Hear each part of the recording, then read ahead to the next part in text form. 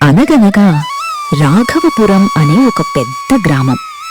ఆ గ్రామంలో ఒకే ఒక్క టిఫిన్ సెంటర్ ఉంది. అందుకే గ్రామంలోని వారందరూ టిఫిన్ తినాలంటే అక్కడికే వెళ్లేవారు. ఆ టిఫిన్ సెంటర్ యజమాని పెద్దారెడ్డి మాత్రం చాలా అహంకారి.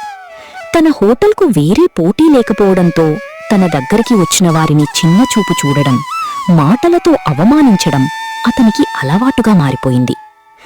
ఒకరోజు స్నేహితులైన చంద్రశేఖర్ మరియు కృష్ణకాంత్ టిఫిన్ తినడానికి ఆ హోటల్కు వెళ్లారు.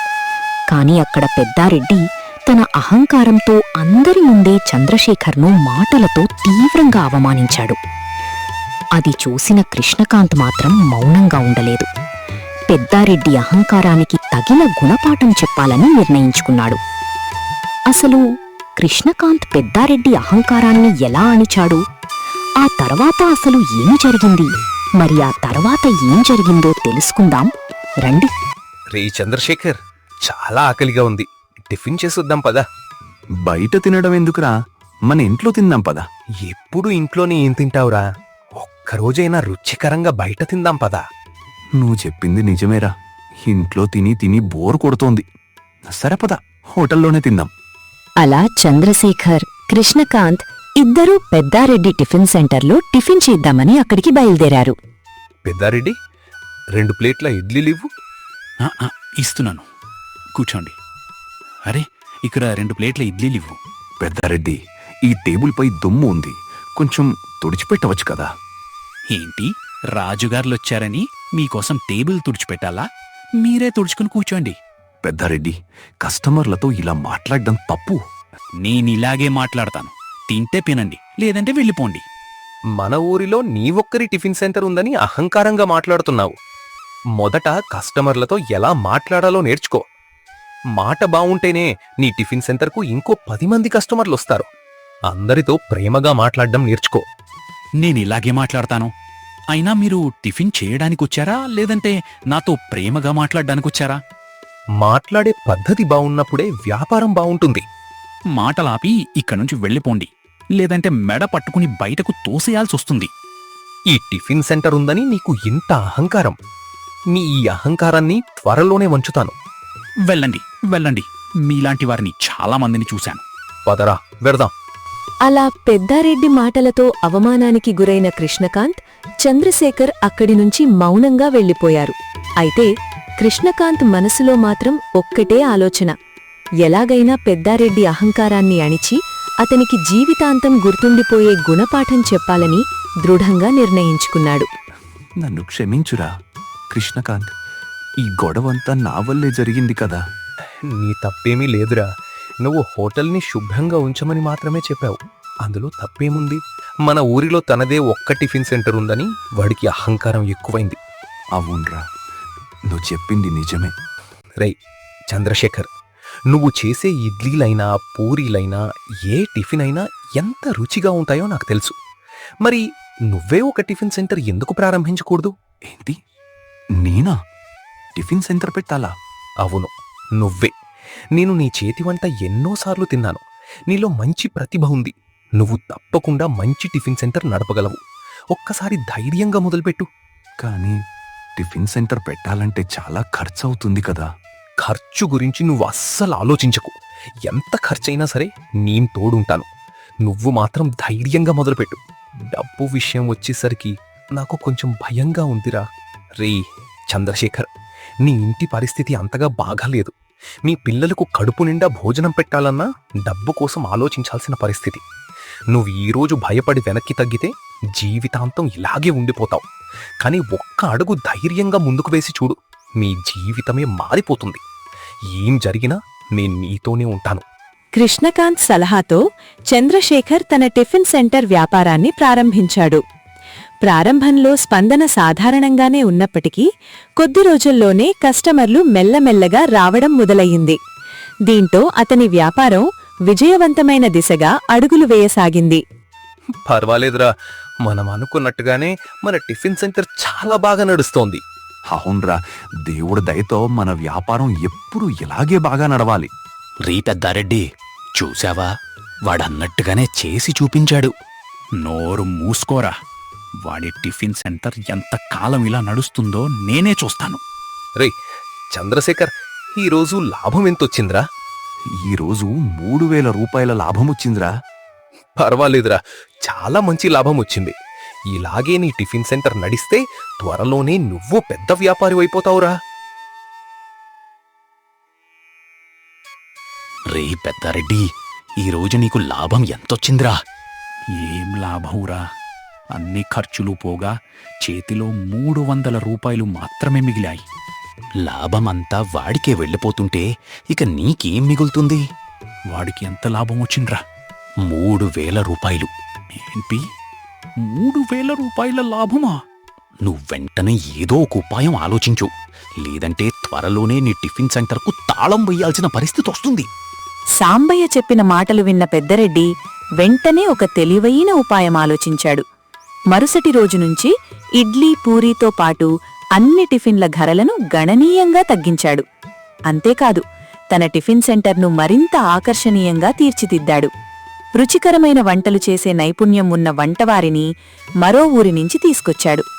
దాంతో గ్రామ ప్రజలు మళ్లీ ఒక్కొక్కరుగా పెద్దరెడ్డి టిఫిన్ సెంటర్ వైపు వెళ్లడం ప్రారంభించారు. రే చంద్రశేఖర్, ఏమైందిరా? ఏదో చాలా ఆలోచిస్తున్నట్టు కనిపిస్తున్నావు. ఇన్నాళ్ళు మన టిఫిన్ సెంటర్ చాలా బాగా నడిచింది, కానీ ఇప్పుడు ఒక్క కస్టమర్ కూడా రావడం లేదురా. ఏం చెయ్యాలో అస్సలు అర్థం కావడం లేదు. అలా బాధపడకురా, ప్రతి వ్యాపారంలో ఇలాంటి రోజులు వస్తుంటాయి. 1-2 రోజులు ఇలాగే ఉండొచ్చు. కాస్త ఓపిక పట్టు, అన్నీ మళ్ళీ సర్దుకుంటాయి. ఏంటి కృష్ణకాంత్, మీ టిఫిన్ సెంటర్ చాలా బాగా నడుస్తుందనుకుంటా. మాటల్లో కాదు, చేతల్లో చూపించాలి. అస్సలే మేం కోపంలో ఉన్నాం. మర్యాదగా ఇక్కడి నుంచి వెళ్ళిపో, లేదంటే చేతులతో సమాధానం చెప్పాల్సొస్తుంది. నేనిక్కడే నిలబడ్డు ఉంటానా ఏంటి? నాకు మీలాగా ఖాళీగా తిరిగే పని లేదు. నాకంటూ ఒక వ్యాపారం ఉంది, వెళ్ళి నా వ్యాపారం చూసుకోవాలి. చంద్రశేఖర్, వ్యాపారమంటే పిల్లలాడుకునే ఆట అనుకున్నావా? ఉత్సాహంలో వచ్చి వ్యాపారం మొదలు పెట్టడం కాదు, తెలివిగా నడిపించగలిగితేనే అది నిలబడుతుంది. అలా పెద్దరెడ్డి అహంకారంతో మాట్లాడి అక్కడి నుంచి వెళ్ళిపోయాడు. కాని అతని అహంకారమే త్వరలో అతనికి పెద్ద గుణపాఠం నేర్పబోతుందని అతనికి మాత్రం తెలియదు. ఇప్పుడు ఏం చేద్దాంరా? అసలు ఏ దారి కనిపించటం లేదు. వాడు చెప్పింది ఒక విషయంలో మాత్రం నిజమేరా, వ్యాపారం తెలివిగా చేయాలి. మనం కూడా ఇప్పుడు కొత్తగా ఆలోచించే సమయం వచ్చింది. కానీ ఇప్పుడు మనం ఏం చేయగలంరా? నాకొక మంచి ఆలోచన వచ్చిందిరా. ఏంట్రా అది? త్వరగా చెప్పు. ఏ వ్యాపారంలో అయినా కస్టమర్లను ఆకర్షించగలిగితేనే విజయం వస్తుంది. అందుకోసం మనం అందరికంటే భిన్నంగా కొత్తగా ఆలోచించాలి. సరే, అసలు నీ ఆలోచన ఏంటో చెప్పురా. మన ఊరి చెరువు ఎంత అందంగా ఉంటుందో నీకు తెలుసు కదా. ఆ చెరువు ఒడ్డున ఒక ప్రత్యేకమైన టిఫిన్ సెంటర్ నిర్మిద్దాం. అక్కడ కూర్చొని తినడానికి కస్టమర్లు ఎంతో ఇష్టపడతారు. ముఖ్యంగా ఉదయం సాయంత్రం వేళల్లో అక్కడి వాతావరణం చాలా ఆహ్లాదకరంగా ఉంటుంది. అందుకే మన హోటల్కి ఇంకా ఎక్కువ మంది వస్తారు. ఆలోచన అయితే చాలా బావుందిరా, కానీ హోటల్ని నిర్మించాలంటే మన దగ్గర డబ్బులు లేవు కదా, మరి ఎలా? అందుకు నేను ఒక ఉపాయం ఆలోచించాను. కట్టెలతో ఒక అందమైన హోటల్ని నిర్మిద్దాం. తక్కువ ఖర్చుతో కొత్తగా ఉంటుంది. ఇదంతా నిజంగానే సాధ్యమవుతుందంటావా? ఎందుకు కాదురా, మనం నిజంగా జరగాలని నమ్మి ప్రయత్నిస్తే ఖచ్చితంగా జరుగుతుంది. ఎప్పుడూ పాజిటివ్గా ఆలోచించు. మన ఆలోచన పాజిటివ్గా ఉంటే ఫలితం కూడా పాజిటివ్గానే వస్తుంది. సరేరా, నువ్వెలా చెప్తే అలాగే చేద్దాం. అయితే ఇంకెందుకు ఆలస్యం, పద ఇప్పుడే పనిని మొదలు పెడదాం.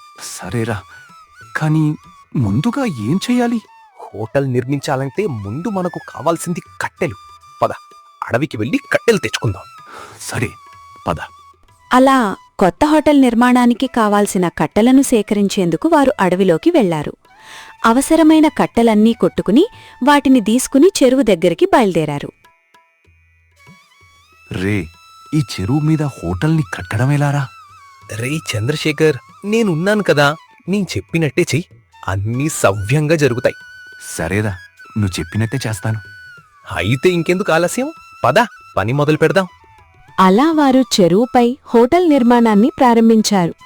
తొందరగానే చూసిన ప్రతి ఒక్కరూ ఆశ్చర్యపోయేలా చెరువుపై అద్భుతమైన హోటల్ను నిర్మించారు. ఎలా ఉందిరా మన హోటలు? చాలా బావుందిరా. నేను ఊహించిన దానికంటే ఇంకా అందంగా ఉంది. ఇప్పుడు చూడు, మీ హోటల్ ఎక్కడికో వెళ్ళిపోతుంది. ఈ కొత్త ఆలోచనే మీ వ్యాపారాన్ని మరో స్థాయికి తీసుకెళ్తుంది.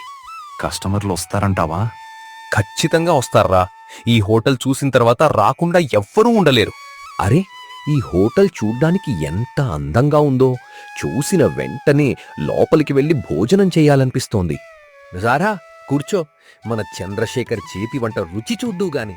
చంద్రశేఖర్ వంట గురించి నాకు బాగా తెలుసు. వాడు ఏ వంట చేసినా తినేవాళ్లు లొట్టలేసుకుంటూ తింటారు. అంత రుచిగా అద్భుతంగా వంట చేస్తాడు. మీ ఇద్దరు కూర్చోండి. 2 నిమిషాల్లో వేడివేడిగా మంచి టిఫిన్ చేసి తీసుకొస్తాను.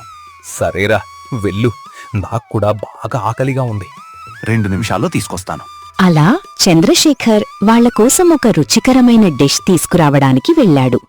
ఆ సమయంలో కృష్ణకాంత్, సుబ్బయ్య ఇద్దరూ చల్లటి గాలిలో కబుర్లు చెప్పుకుంటూ కూర్చున్నారు. ఇంతలోనే చంద్రశేఖర్ చిల్లీ చికెన్ తీసుకుని తిరిగి వచ్చేలోపే హోటల్కు చాలా మంది కస్టమర్లు రావడం ప్రారంభించారు. అది చూసిన చంద్రశేఖర్ ఒక్కసారిగా ఆశ్చర్యపోయాడు. రేయ్ చంద్రశేఖర్, చూసావా? నేను ముందే చెప్పాను కదా, కస్టమర్లు ఖచ్చితంగా వస్తారని. చూడు, నేను చెప్పినట్టే వచ్చారు. అన్నా, ఇక్కడ తినడానికి ఏమేమున్నాయి? ఇదిగోండి, ఈ మెనూలో ఉన్న అన్ని ఐటమ్స్ మా హోటల్లో దొరుకుతాయి. Idli, puri, vada, chicken lollipop, chilli chicken, chicken fried rice, chicken manchurian, veg manchurian, chicken biryani. ఈ మెనూలో ఉన్నవన్నీ నిజంగానే ఇక్కడ దొరుకుతాయా? అవును, మెనూలో ఉన్న ప్రతి ఐటమ్ ఇక్కడ తాజాగా తయారు చేసి అందిస్తాం. అయితే మాకొక ఫుల్ ప్లేట్ చికెన్ లాలీపాప్ తీసుకురండి. మాకొక వెజ్ ఫ్రైడ్ రైస్ తీసుకురండి. మాకొక చికెన్ బిర్యానీ తీసుకురండి. సరే సార్, 5 నిమిషాలు వేచి ఉండండి. మీరు ఆర్డర్ చేసినవన్నీ వేడివేడిగా తీసుకొస్తాం. రే కృష్ణకాంత్, ఇది నిజంగా అద్భుతమైన ఆలోచనరా.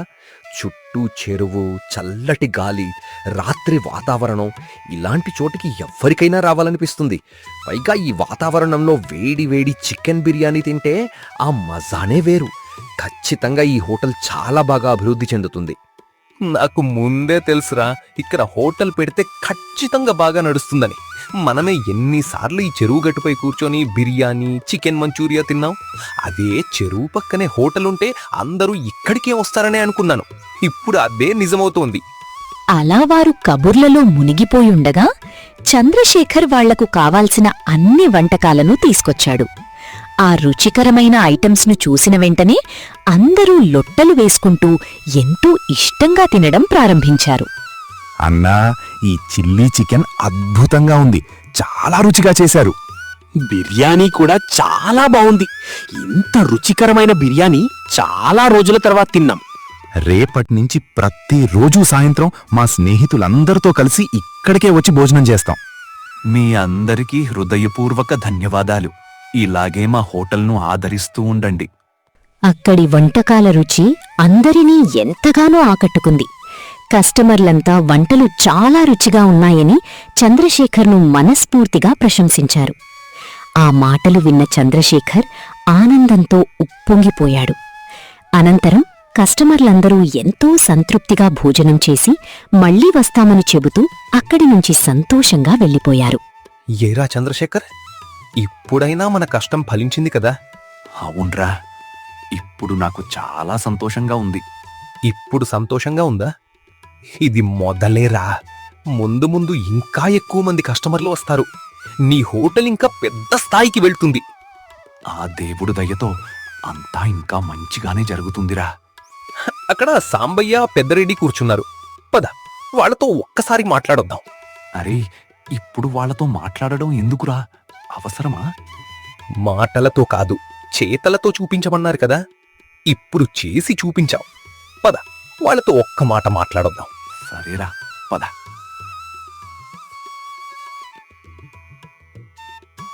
ఏంటి పెద్దరెడ్డి గారు, పనేమీ లేదా?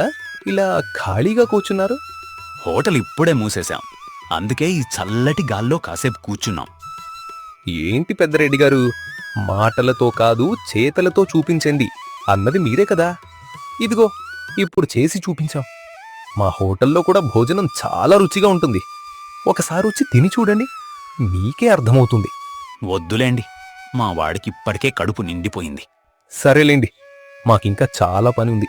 మా హోటల్కి కస్టమర్లు వస్తూనే ఉన్నారు, వాళ్ళని చూసుకోవాలి. పదరా చంద్రశేఖర్. అలా కృష్ణకాంత్ తన తెలివితేటలతో పెద్దారెడ్డి కంటే మరింత అద్భుతమైన హోటల్ను నిర్మించి అతని అహంకారానికి తగిన గుణపాఠం చెప్పాడు. ఈ కథ ద్వారా మనకు అర్థమయ్యే నీతి ఏమిటంటే, మనం ఎంత ఎత్తుకు ఎదిగినా అహంకారం మనలో ఉండకూడదు. ఎదుటివారిని గౌరవిస్తూ ప్రేమతో మాట్లాడితేనే నిజమైన గొప్పతనం మన సొంతమవుతుంది. ఎందుకంటే అహంకారం ఎంత గొప్ప మనిషినైనా ఒకరోజు కిందికి దించేస్తుంది, కాని వినయం మాత్రం మనిషిని మరింత ఉన్నత స్థాయికి తీసుకెళ్తుంది. సరే ఫ్రెండ్స్, ఈ కథ మీకు నచ్చినట్లయితే ఒక లైక్ చేసి మీ స్నేహితులకు తప్పకుండా షేర్ చేయండి. ఇంకా ఇలాంటి ఆసక్తికరమైన 2D తెలుగు కథలను చూడాలనుకుంటే మా ఛానల్ను సబ్స్క్రైబ్ చేసి బెల్ ఐకాన్ను కూడా ప్రెస్ చేయడం మర్చిపోవద్దు. మళ్ళీ మరో అద్భుతమైన కథతో కలుద్దాం. అప్పటి వరకు బాయ్ ఫ్రెండ్స్.